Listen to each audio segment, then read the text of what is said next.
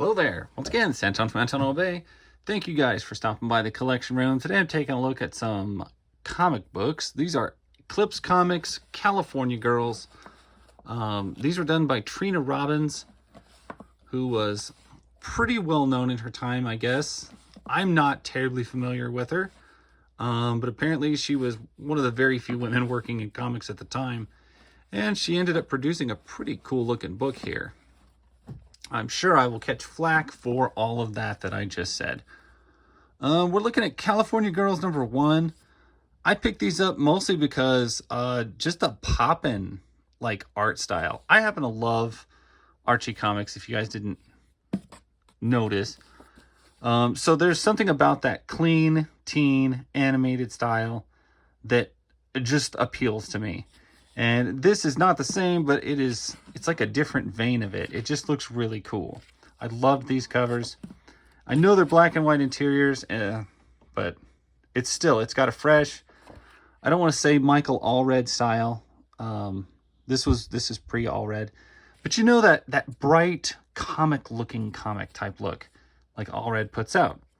It has that feel to it. Even in the black and white stuff, it has a really crisp, clean, fun drawing style, and I really appreciated it. So I was able to pick up 5 issues of this, 1 through 3, and I think it was 7 and 8, kind of off in the distance. And I was hoping to see if I could maybe fill in some of those gaps, but it is a rather difficult book to get your hands on.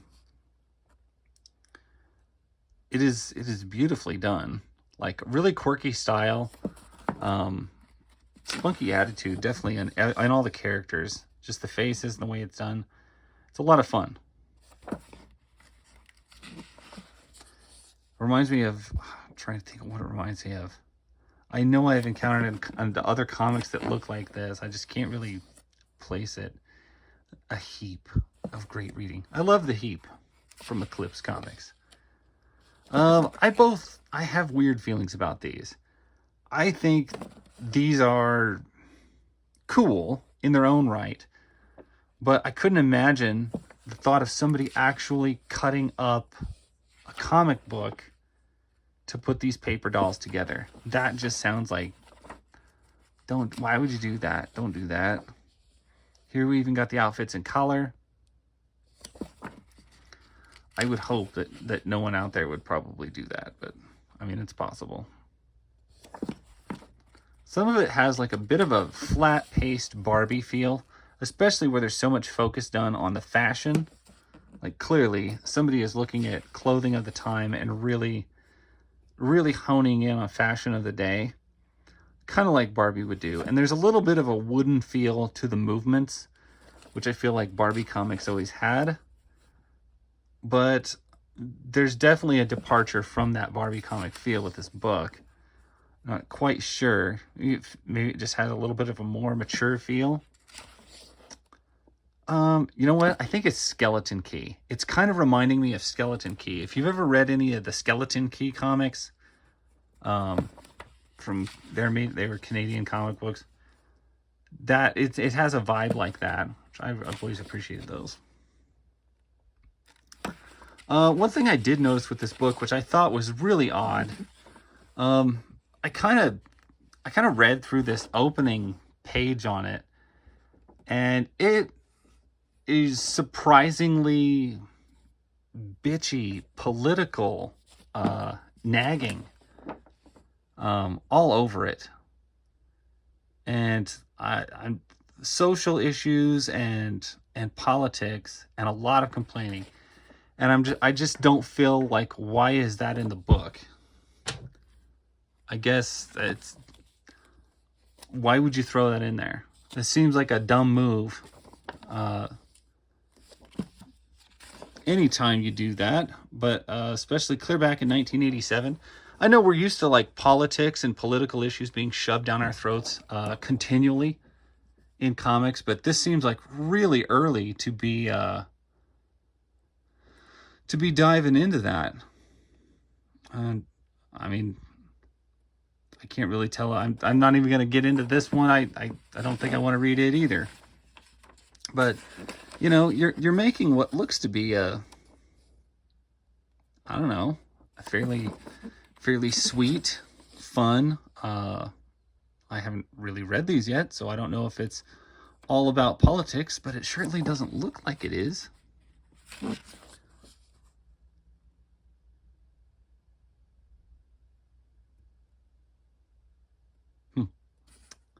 It's got a copy of Little Lulu.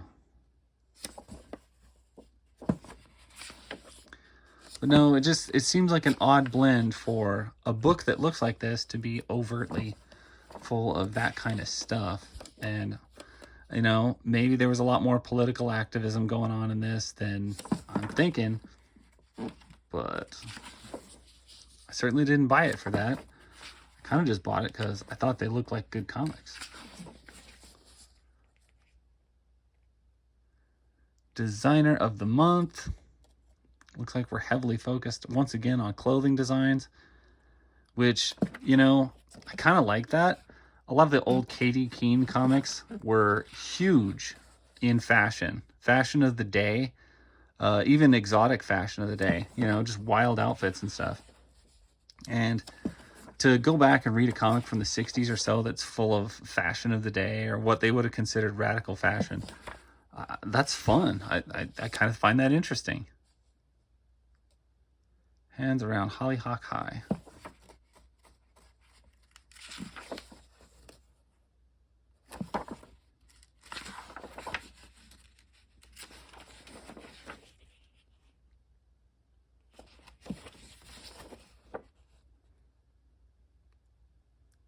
I know what I'm getting for her birthday. I sure hope she likes it. Cakes for your grandma. Definitely very provocative things.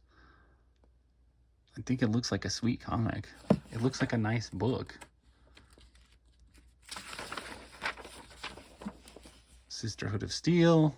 I think I at one point had that whole series. The Dreamin'.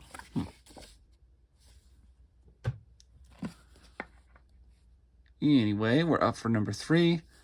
Of course, I would be remiss if I didn't say also, when comparing this animation style, this art style, it does also bear a strong resemblance to Love and Rockets, which I don't believe has the same person working on it. But the less I say about Love and Rockets, the better. I love the art style and the covers. I was not wildly impressed with the comic itself, and that got me in some hot water recently. I don't really care. It's not that great. This just has a cute basic art style. I have to like it.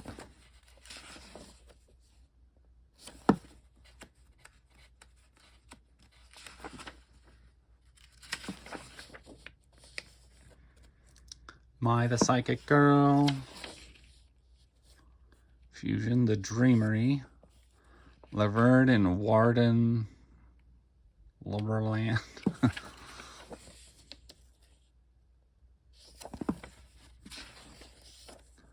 Gotta love names like Laverne. Nobody gets named Laverne anymore. This month's star designer is a California girl, Lynn Dudley. I think it's cool if they had like other designers working on some of these things and outfits and designs I guess you could submit. That's kind of cool. I swear this is an Olsen Twins outfit. I have totally seen the Olsen Twins wear this at some point. Liberty Project. Laverne fashions from the 60s. Nice. Lost Planet. That's one I actually tracked down. One of those odd Eclipse titles I had to locate. Area 88. More Roxanne cutouts. I seriously do... I can't imagine somebody actually cutting these out of this comic book and making paper dolls out of. I love the idea. I always hate... I couldn't imagine putting that in a book and then writing the instructions, cut this out, and then having somebody cut out a comic book that you published. It just seems like a tragic idea.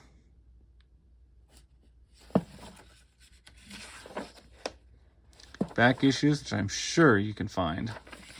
Not. And what is this?